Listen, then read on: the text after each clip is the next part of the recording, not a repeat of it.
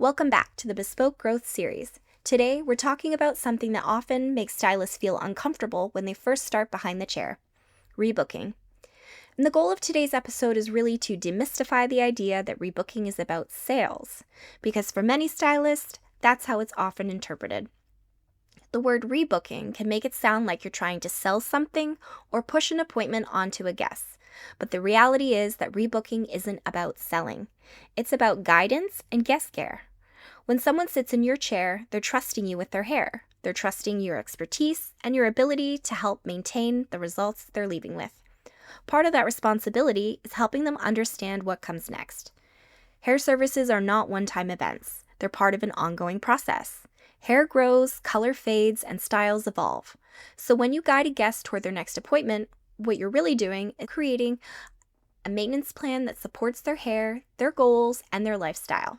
It ensures they leave the salon without confusion or uncertainty about what comes next. Think about it this way. If a guest leaves looking amazing but doesn't know when they should return, they're left to guess.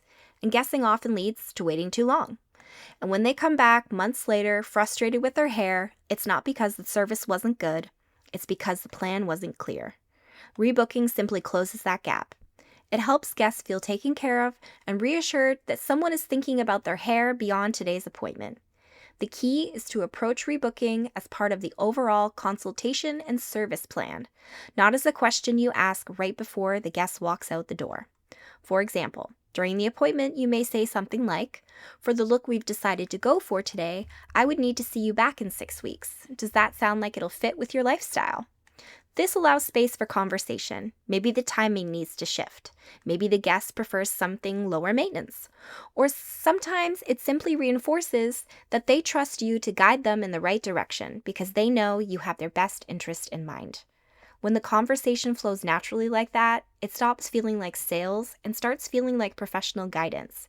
And that's really what professionalism behind the chair is about.